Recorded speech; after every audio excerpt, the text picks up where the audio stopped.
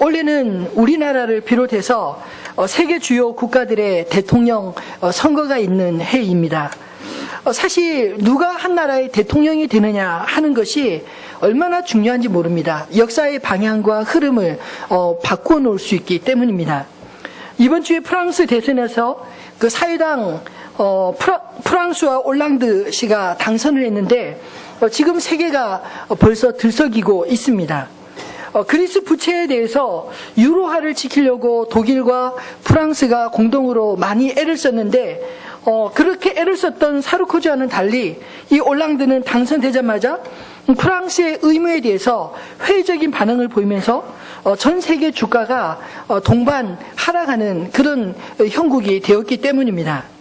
이렇게 한 나라의 왕이 누가 되느냐 하는 것이 한 나라뿐만 아니라 역사의 흐름을 바꾸고 만들어가는 것을 우리가 목격하며 살고 있지 않습니까? 마찬가지로 내 인생에 지배하는 왕이 누구이냐에 따라서 우리 인생의 방향도 우리 인생의 가치도 그렇게 달라지게 되리라고 믿습니다. 사실 우리가 읽는 이 성경의 모티브 가운데 가장 중요한 모티브가 무엇이냐면 누가 왕이냐라는 이 문제를 창세기부터 요한계시록까지 구구절절 이야기하고 있습니다.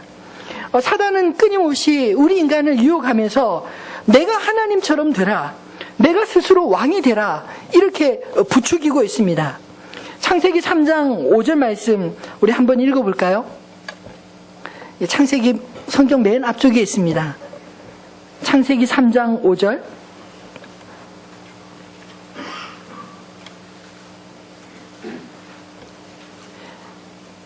네, 읽어보겠습니다.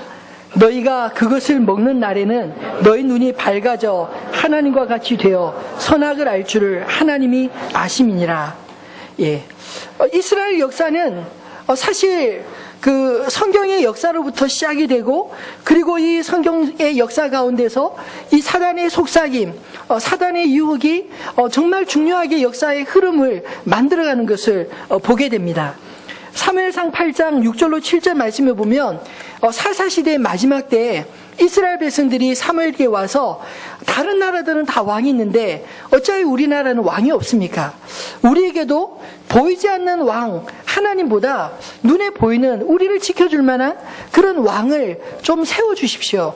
그렇게 강청하는 이야기가 나옵니다.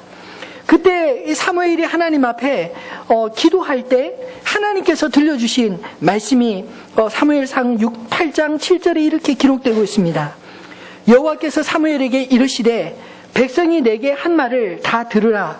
이는 그들이 너를 버림이 아니요 나를 버려 자기들의 왕이 되지 못하게 함이니라. 사울 왕으로부터 시작해서 열왕기, 역대기가 시작이 되는데 그 역사들을 살펴보면 인간 왕의 허물과 인간 왕의 불완전함을 구구절절하게 이야기하고 있습니다. 대학 시절 저는 사형리라는 작은 소책자를 통해서 복음을 배웠습니다. 이 사형리의 전도의 맨 마지막 영접하는 부분에 가면 두 개의 원을 가지고 우리의 상태를 설명하고 있습니다. 하나의 그림은 동그란 원 안에 의자가 있고 그 의자에 나라는 나가 그려져 있습니다. 그 그림은 내 인생의 주인이 나일 때의 삶이 어떻게 되는가 하는 것을 설명하고 있고요. 또 하나의 그림은 그 동그라미 원 안에 의자가 있고 그 의자 위에 십자가가 있습니다. 내 인생의 주인이 예수님일 때 우리 인생에 어떤 결과가 있는지 이것을 가지고 설명해 주고 있습니다. 사실 우리 인생에 평강이 깨어진 것은 참되신 하나님을 우리가 왕으로 모시지 못하고 내가 왕이 되어서 모든 것을 내 마음대로 통제하고 싶은 그런 열망과 충돌할 때 우리 인생에 평강이 깨어지고 갈등이 끊임없이 일어나는 것이 아닐까요? 오늘 우리가 읽은 이 본문의 말씀은 예루살렘으로 입성하시는 예수님을 가르쳐서 왕으로 묘사하고 있습니다. 예수님이 예루살렘 성으로 가까이 가실 때, 들어가실 때 예루살렘에 떠들썩한 소동이 일었다고 기록하고 있습니다. 사실 이 시기는 유월절 명절이었고 유월절 명절을 지키기 위해서 유대의 각 지방들과 그리고 다른 나라 이방에 흩어졌던 유대인 디아스포라 공동체들이 이 유월절을 지키기 위해서 예루살렘 성으로 몰려오고 있을 때 예수님도 그 가운데 함께 계셨습니다. 근데 이미 예수님은 많은 사람들에게 알려진 그런 분으로 예수님이 예루살렘에 올라가실 때 수많은 군중들이 환호성을 치면서 이제 드디어 우리에게 왕이 왔도다. 호산나 다윗의 자손으로 오시니여 찬송하리로다. 그렇게 찬송하고 노래 부르면서 예루살렘으로 들어가고 있는 것입니다. 그 소리를 들으면서 예루살렘 사람들은 반응이 어땠을까요? 오늘 본문에 보면 이렇게 묻습니다. 이게 무슨 소리지? 이 사람이 도대체 누구지?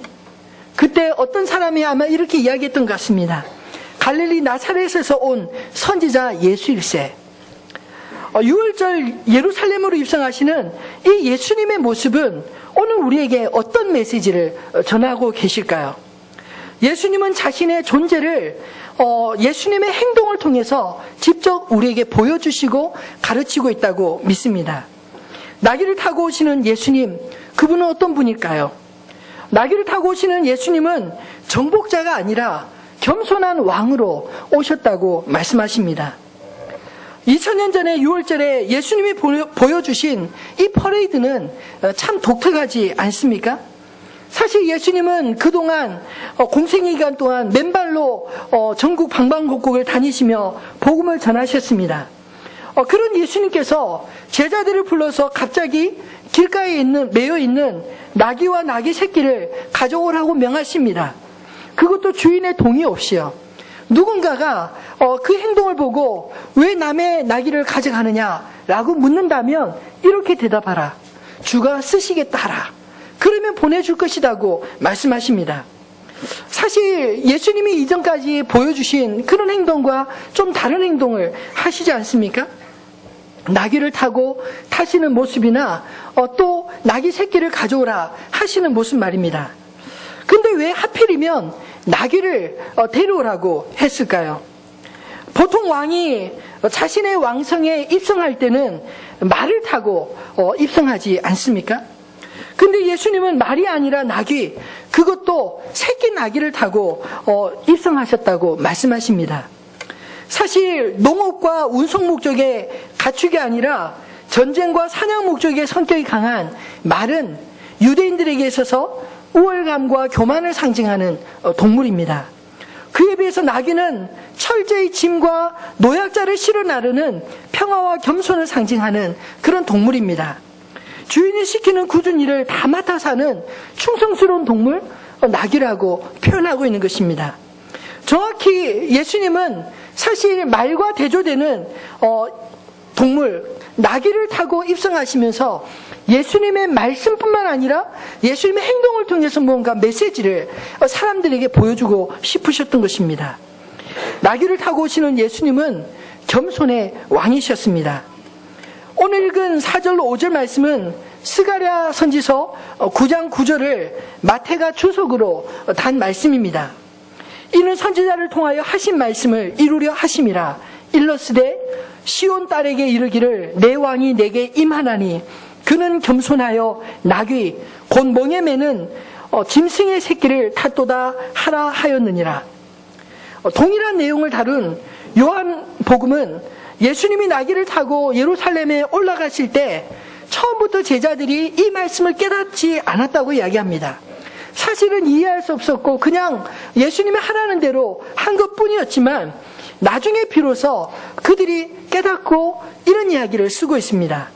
요한복음 12장 16절 말씀 한번 읽어볼까요? 네. 신약성경 누가복음 다음에 있습니다. 요한복음 12장 16절 말씀입니다.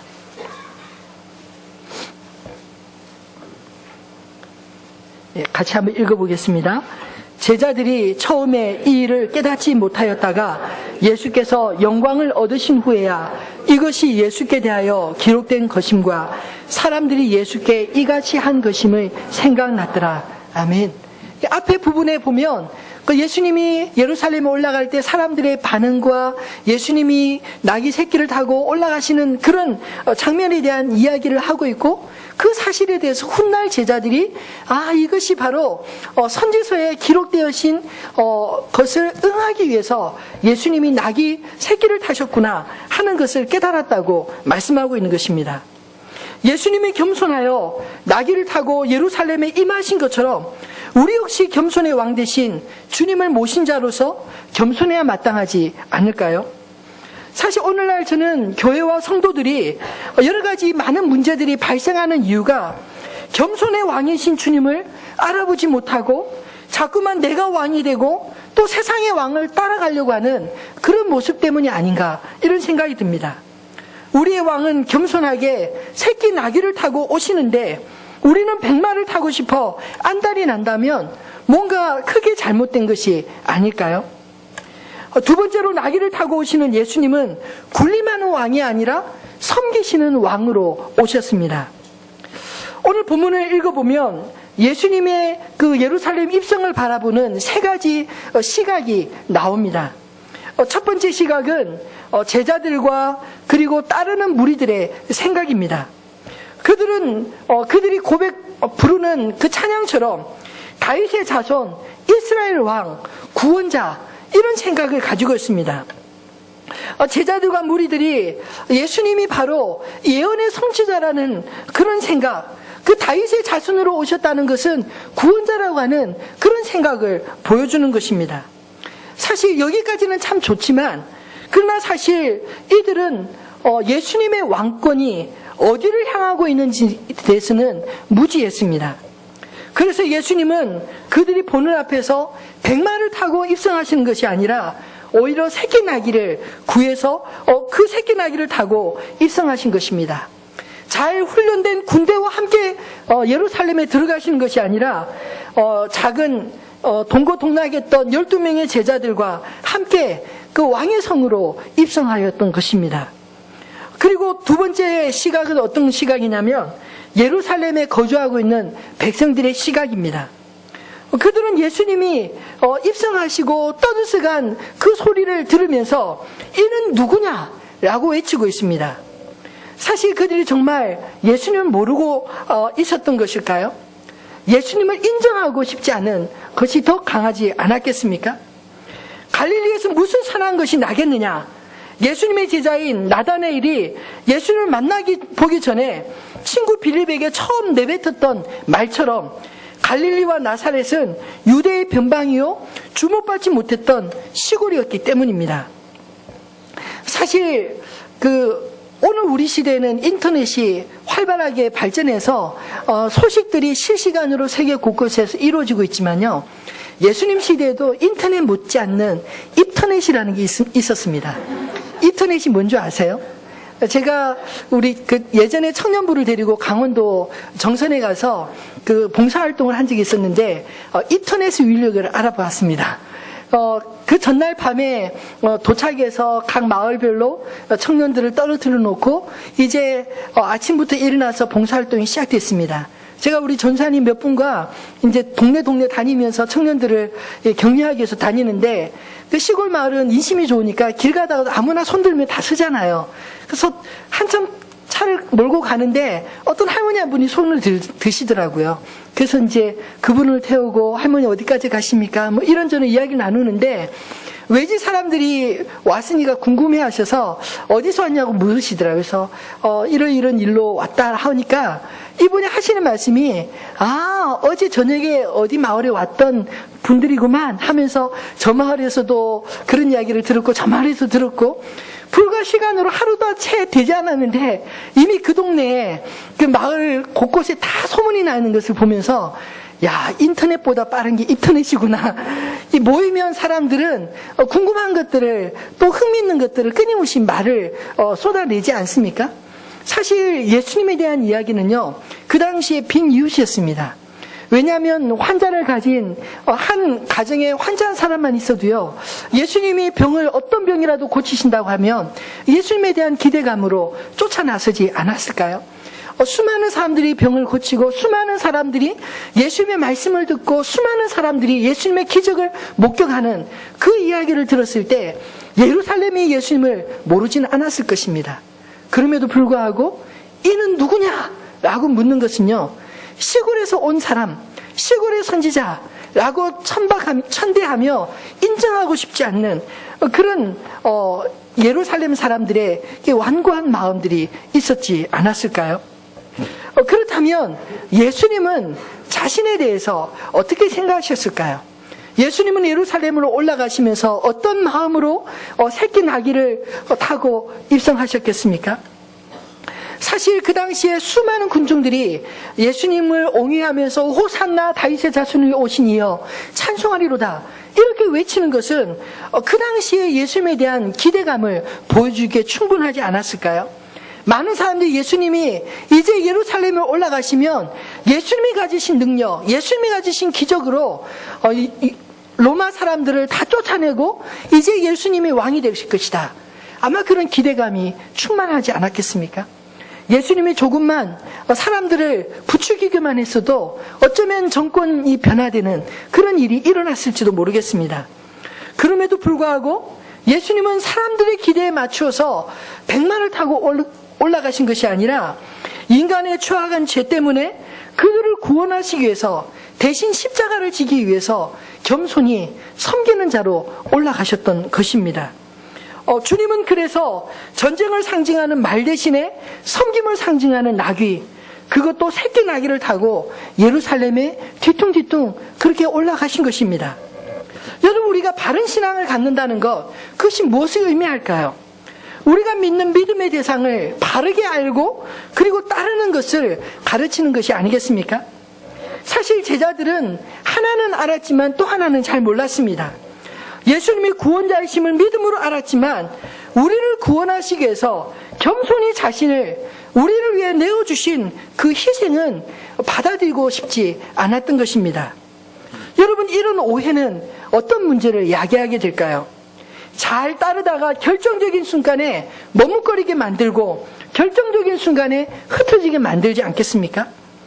우리 역시 예수님을 잘 따른다고 하면서도 정작 우리가 예수님을 우리의 그냥 막연한 기대감을 가지고 따른다면, 그리고 잘 모르고 오해하며 따른다면 마치 십자가 앞에서 제자들이 뿔뿔이 흩어졌던 것처럼 십자가 아래서 우리도 어쩌면 흩어지고 말지 모르겠습니다. 왜냐하면 그들의 흩어짐은 그들이 상상했던 주님의 길이 아니었기 때문입니다. 부활하신 주님이 만나주시기까지 사실은 제자들은 구심점 없이 흩어져 있지 않았습니까? 여러분, 십자가를 지러 가시는 이 예수님은 섬김의 왕이셨습니다. 마태복음 20장 25절로 28절 말씀에도 누가 예수님 좌우편에 앉을 것이냐를 가지고 다투던 제자들을 향해서 예수님은 제자들에게 혹독하게 꾸짖으셨습니다. 너희 중에는 그렇지 않아야 하느니라. 세상의 군왕들은, 세상의 권세자들은 섬김을 받기 위해서 사람들을 억압하고 굴림하지만, 그러나 너희들은 나에게서 그것을 배우지 않지 않았느냐. 너희 중에서는 그렇지 않아야 하느니라. 그렇게 말씀하시면서 그 이유를 예수님 자신이 이 땅에 오신 이유, 즉 사명을 설명하시면서 이렇게 말씀하고 있습니다. 마태복음 20장 28절, 오늘 본문 바로 옆에 장입니다. 한번 같이 읽어볼까요? 20장 28절입니다. 인자가 온 것은 섬김을 받으려 함이 아니라 도리어 섬기려 하고 자기 목숨을 많은 사람의 대속물로 주려 함이니라. 우리가 예수님의 제자라면 예수님에게서 배운 대로 예수님을 따라 살아가는 것이 마땅하지 않겠습니까? 예수님의 제자들은 섬김을 받으려는 자들이 아니라 섬기는 자가 되어야 한다고 말씀하십니다. 우리 교회도 제자훈련 코스가 있습니다. 지금까지 3기까지 훈련하고 4기 훈련생들이 지금 열심히 훈련을 받고 있습니다. 저는 제자훈련을 하면서 제자훈련이 잘 받았는가 잘 받지 못했는가 하는 것은 받는 과정보다 받고 난 이후가 더 중요하다고 늘 생각하고 또 강조하고 있습니다. 제자훈련을 잘 받으면 잘 섬기는 자가 됩니다. 근데 잘못 받으면 내가 이런 훈련을 어렵게 받았으니 나는 이런 대우를 받아야 된다 생각하고 섬기는 자가 아니라 오히려 섬김을 받으려는 자가 된다는 것입니다. 저는 하늘빛 우리 교회가 섬기려는 자들로 좀 가득 넘쳐났으면 좋겠습니다. 먼저 믿는 자들이 이제 막 믿기 시작하는 그런 성도들을 믿음 안에서 좀 잘 섬겼으면 좋겠습니다. 교회 어른들이 다음 세대 아이들을 좀 믿음 안에서 잘 돌보고 섬겼으면 좋겠습니다. 우리 세대에 신앙생활 잘하는 것으로 끝나면 오늘 우리 교회는 소망이 없습니다. 그리고 한국 교회도 소망이 없다고 생각합니다. 우리 때 신앙생활 잘하는 것도 중요하지만 그 다음 세대가 우리 뒤를 이어서 믿음의 생활을 잘할 수 있도록 배려해 주는 것, 이것이 먼저 된 자가 나중된 자들을 섬기는 모습이요, 이것이 어른들이 어린아이들을 섬겨야 될 이유가 아니겠습니까? 교회에서는 기득권이 없고 오직 섬김의 모습들만 나타나게 되기를 진심으로 소원합니다. 세상에서는 비록 섬김을 받는 위치에 있다 할지라도 교회에 오셔서는 주님을 섬기는 자로서 좀 더 겸손해질 수 있게 되기를 주님의 이름으로 축원합니다. 세 번째로, 나귀를 타고 오시는 예수님은 새끼 나귀도 백마처럼 사용하시는 은혜로우신 왕이십니다. 가장 보잘것없는 것을 가장 존귀하게 사용하시는 오늘 주님의 모습을 우리는 말씀을 통해 읽지 않습니까? 나귀의 가치가 얼마나 좋은가 하는 것은요, 물론 힘이 얼마나 좋은가 하는 것으로 평가될지 모르지만, 그러나 그보다 더 중요한 것이 저는 있다고 생각합니다. 그 나귀가 무엇을 싣고 다니는가, 그 나귀가 무엇을 옮기며 사는가 하는 것이 더 중요하지 않을까요?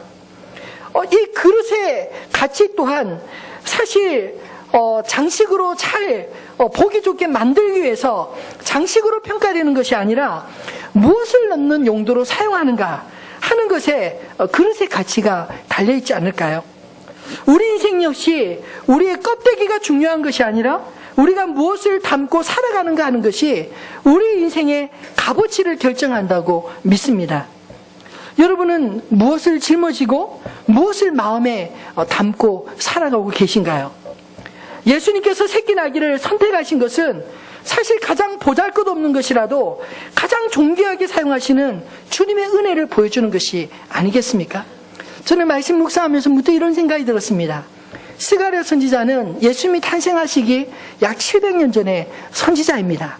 근데 이 스가랴 선지자가 예수님이 예루살렘에 입성하시는 그 모습을 마치 선명하게 보듯 이렇게 외치고 있는 이유가 무엇일까요?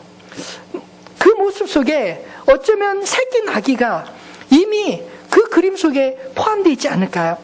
오늘 본문 속에 예수님을 태운 새끼 나귀가 그냥 우연히 그 자리에 있다가 부름받은 것이 아니라 어쩌면 하나님께서 예수님을 태우기 위해서 미리 그 시간 그때에 그 새끼 나귀를 준비해서 세우신 것이 아닐까요? 그래서 모든 것의 주인 되시는 주님께서 주가 쓰시겠다 한마디 말로 그 새끼 나귀를 타고 예루살렘에 입성하신 것이 아니겠습니까? 오늘 저와 여러분의 삶이 새끼 나귀와 같이 하나님의 쓰심에 준비되어 있는 인생인 줄로 믿습니다. 사실 새끼 나귀가 갖는 이미지는 너무나 작고 보잘것없는 모습이지 않습니까? 어쩌면 세상에서 우리는 너무나 보잘것없는 사람인 것처럼 느껴져서 기가 죽어 살아갈지 모릅니다. 그러나 세상에서 작다고 기죽어 살지 마시기를 바랍니다. 세상을 끊임없이 누구처럼 살라고 그렇게 말을 합니다. 여자들은요, 외모에 대한 컴플렉스가 많고요, 남자들은 직업에 대한 컴플렉스가 많습니다. 심지어 아이들은 어려서부터 공부로 서열을 나누는 것 환경 속에서 심한 컴플렉스를 가지고 살아갑니다. 그러나 예수님은 내가 비록 보잘것없는 새끼 나귀와 같은 존재라 할지라도 나와 함께 하시겠다라고 약속하고 계십니다. 저는 개인적으로 컴플렉스가 참 많은 사람입니다. 어려서는 키가 작고 또 외모가 어리게 보여서 특별히 컴플렉스를 많이 겪었습니다. 분당우리교에 있을 때 저희 윗집 아이가 엄마를 따라서 분당우리교에 예배를 드리러 왔습니다. 2층에서 예배를 드렸는데 찬양 인도를 하던 그 이성재 목사님이 참 재미있게 생겼어요. 그 아이가 그 목사님을 보면서 와, 호빵맨처럼 생겼다 막 그래가지고 옆에 그 엄마가 조용히 하라고 막 아주 애썼다고 하더라고요.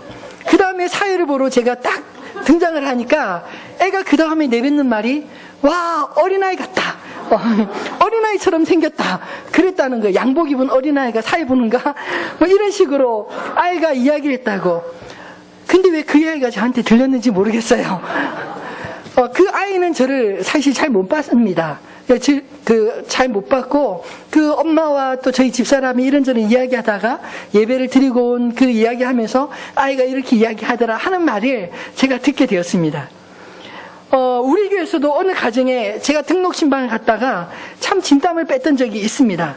함께 예배를 드리던 꼬마 아이가 저희 목소리를 듣고는 자꾸만 고개를 갸우뚱갸우뚱 하면서 엄마 귀 속에다가 엄마 여자야 여자 목소리가 난다고 막 그렇게 이야기를 하는 거예요. 제가 들리는데 모른 체 하면서 설교를 하느라 아주 애를 먹었습니다. 사실 아이들은 정직한 것 같아요. 아이들은 보고 느낀 것들을 그냥 순수하게 그냥 내뱉지 않습니까? 저는 그런 컴플렉스를 가지고 외모나 목소리 때문에 참 어렸을 때부터 컴플렉스가 많았습니다. 그런 컴플렉스를 가지고 어려서는 매사에 자신감 없이 살았지만 예수님을 인격적으로 만나고부터는 이 컴플렉스가 오히려 저에게 참 감사의 조건이 되었습니다. 왜냐하면 나를 내가 정직하게 알고 나를 볼 수 있게 해주고 늘 겸손하게 해줄 수 있는 그런 도구가 되기 때문입니다. 대전의 어느 젊은 목사님에게 몇 달 전에 한 통의 편지를 받았습니다. 손으로 아주 예쁘게 쓴 그런 편지를 한 두어 장 썼던데 저에게 보내왔습니다. 이분이 분당 우리 교회에 대해서 관심을 가지고 연구를 하던 중에 분당 우리 교회에서 첫 번째 개척한 교회가 하늘빛 우리 교회라는 사실을 듣고 저에게 홈페이지에 들어왔답니다. 그리고 제 설교를 들으면서 얼마나 은혜를 받았는지 그 은혜 받은 이야기를 이렇게 쭉 적었어요. 근데 사실 그 은혜 받았다는 것이 설교 내용이 은혜를 받은 것이 아니라 제 허스키한 목소리 때문에 은혜를 받았다고 그런 내용을 쭉 기록을 한 것입니다. 왜냐하면 자기도 목소리가 저처럼 굉장히 허스키한가 봐요. 가늘고 그리고 또 높고. 그런데 최근에 자기를 아는 그 목사님, 선배 목사님들에게 어떤 충고를 듣느냐 하면 자꾸만 자네 그 목소리로 목회하기 힘들어. 좀 산소에 가서 목소리 좀 확 틔우고 오라고. 좀 목소리를 좀 다르게 해야지 앞으로 목회하지 그 목소리를 목회 못한다. 뭐 이런 식으로 아주 따끔한 충고를 받아서 자기가 굉장히 고민에 빠져 있었다는 거예요. 그래서 내 목소리로 이 목회하기가 참 힘든가? 그래서 내 목소리를 좀 다르게 변화시켜야 되나? 뭐 이런 고민을 하면서 고민을 하고 있던 차에 저에게 홈페이지에 제 목소리를 듣고 자기가 굉장히 위로를 받았노라고 하는 그런 내용이었습니다. 그러면서 앞으로 목사님 저보다 한 10살 정도 어리더라고요. 멘토로 뭐 삼고 싶습니다. 뭐 한 달에 한 번씩 만나 뵐 수 있을까요? 뭐 이런 식으로 편지를 써야 됐는데 그 편지를 보면서 이걸 웃어야 되나 울어야 되나 이런 생각이 문득 들었습니다. 근데 분명한 것은요, 이 문제에 제가 자유하도록 은혜가 저를 감싸고 있기 때문에 전 너무나 감사했습니다. 여러분, 주님이 함께 하시는 인생이 더욱 빛나겠습니까? 아니면 자기 능력과 힘으로 살려고 하는 자가 더 빛나겠습니까? 아마 제가 외모가 좀 더 키가 받쳐주고요, 목소리도 더 허스키하고 좀 더 좋고 뭐 굵직하고 그렇다면 아마 저도 교만해지지 않을까 이런 생각이 문득 들어요. 그러나 제 삶을 통해 삶이 외모가 압도하는 인생이 아니라 내 안에 계신 주님으로 인해서 존귀하게 되는 것, 그것이 참으로 보배롭고 값진 것이 아니겠습니까? 예수님을 태운 나귀가 영광을 받듯이 우리 인생이 예수님을 모실 때 이런 영광을 함께 받아 누리게 되는 줄로 믿습니다. 하지만 한 가지 착각하지 말아야 될 것이 있습니다. 나귀가 예수님을 태우고 갈 때 사람들이 나귀 앞에 종려나무 가지와 자기 옷을 벌어 깔아주는 것을 마치 나귀가 자기에게 한 것이라고 착각한다면 그것은 정말 큰 착각이 아닐까요? 착각해서 걸음걸이를 고치다가 예수님을 떨어뜨리면 어떻게 되겠습니까? 아마 제자들에게 발길질 당하지 않을까요? 제가 최근에 컨디션이 좀 좋지 않아서 성도님들께 엄살을 피웠더니 정말 황송하게도 많은 사랑을 보여주셨습니다. 그 사랑을 받으면서 한 주간 많이 생각했는데 앞으로는 아프다는 소리도 못하겠다, 이런 생각이 문득 들었어요. 여러분, 목사에게 보이는 호의는 목사가 섬기는 주님께 대한 것이라는 생각, 이것을 잃어버리면 목사가 그때부터 타락하게 되는 것 같아요. 주의 종은 종이지 종님이 아닌 것입니다. 여러분, 하나님의 영광스러운 교회를 섬길 수 있는 기회, 이 기회를 내 평생에 갖는 것만으로도 저는 영광스럽습니다. 그 이상도 그 이하도 누릴 수 없는 것입니다. 저는 하늘빛 우리의 모든 성도님들이 주님을 모시고 살아가는 영광을 날마다 삶을 통해 경험하게 되시기를 주님의 이름으로 축원합니다. 말씀을 맺겠습니다. 예수님은 여러분에게 있어서 어떤 분이신가요? 인간으로서 존경하고 인정할 만한 선지자이십니까? 아니면 당신의 인생의 주권자이신 왕이 되십니까? 예수님은 여러분의 왕으로 영접할 수 있게 되기를 주님의 이름으로 축원합니다. 아멘. 사실 우리가 예수님을 영접하기가 참 많이 힘들어하는 것이, 예수님이 그 백마를 타고 군대를 이끌고 왔다면 어쩌면 훨씬 더 쉬울지 모르겠어요. 그러나 초라한 나귀를 타고, 그것도 새끼 나귀를 타고 오셨다는 것, 그런 모습을 보면서 우리의 기대와 맞지 않아 때로는 영접하기가 어렵지는 않습니까? 오늘 본문에 5절에 인용된 스가랴 9장 9절 말씀, 원문을 제가 한번 다시 읽어보겠습니다. 시온에 따라 크게 기뻐할지어다. 예루살렘에 따라 즐거이 부를지어다. 보라, 내 왕이 내게 임하시나니 그는 공의로우시며 구원을 베푸시며 겸손하여서 나귀를 타시나니 나귀의 작은 것 곧 나귀 새끼니라. 저는 말씀을 계속 묵상하면서 내 왕이 내게 임하시나니, 이 말씀이 참 마음에 와닿았습니다. 예수님은 2000년 전 하나님의 보좌를 버리시고 우리 인간을 구원하시기 위해 겸손하게 나귀를 타시고 십자가의 제물이 되기 위해 예루살렘으로 들어가셨습니다. 이 예수님의 낮아지심이 바로 우리를 살리시기 위함이 아닌가요? 이 예수님의 낮아지심을 바로 우리를 높이시기 위함이 아니겠습니까? 우리가 이 비밀을 알 때 우리가 영적으로 살아나고 무지와 혼돈의 세계에서 자유케 되어지는 줄로 믿습니다. 그 주님은 우리에게 강압적인 믿음을 요구하지 않습니다. 이슬람의 창시자 마호멧은 그 자기 동네에서 그 포교 활동하다가 쫓겨나가지고 다시 그 다른 동네에서, 도시에서 힘을 기르고 군대를 데려다가 그 마을을 정복할 때 한 손에는 코란, 한 손에는 칼을 들고 믿을래 죽을래, 이런 식으로 정복하지 않았습니까? 근데 예수님의 복음은요, 그렇지 않습니다. 백마를 타고 군대를 이끌고 와서 믿을래 죽을래 이렇게 하신 것이 아니라 새끼 나귀를 타고 겸손하게 올라가신 것은 예수님을 참으로 바르게 알 때, 십자가에 달려 죽으신, 자신을 희생하신 주님을 온전히 영접할 때 우리에게 구원을 주시기 위한 하나님의 겸손의 섬김이 아니겠습니까? 사랑하는 성도 여러분, 이 주님을 우리는 어떻게 영접해야 하겠습니까? 만약 당신이 2000년 전 예루살렘에 있다면 여러분은 어떻게 예수님을 영접하시겠습니까? 제자들처럼 순종함으로 예수님의 길을 준비하시겠습니까? 나귀를 내어드린 주인과 같이 자신의 것을 드림으로 헌신하겠습니까? 아니면 예수님과 함께 따르는 무리와 같이 하나님을 인정하고 호산나 다윗의 자손이 오신 이어 찬송하리로다 찬양하겠습니까? 아니면 예루살렘 사람들처럼 여전히 의심하며 이 사람이 도대체 누구야? 갈릴리 나사렛의 선지자로구먼, 이렇게 생각하며 머무르겠습니까? 우리가 주님을 영접하고 찬양하지 않는다면 누가복음 19장 39절 40절 말씀처럼 하나님은 돌들이 소리 지르게 할 것이라고 말씀하셨습니다. 사람들은 예수님을 주님으로 부르는 것 불편하게 느낍니다. 그러나 믿는 우리에게는 영광스러운 이름이요 찬송받으실 이름이 아니겠습니까? 예수님이 예루살렘에 올라가실 때 예루살렘 문들이 활짝 열리고 주님이 들어가셨던 것처럼 오늘 이 말씀 가운데 우리 인생의 문을 활짝 열고 주님을 나의 왕으로 모셔드리는 그런 은혜가 있으시기를 주님의 이름으로 축원합니다.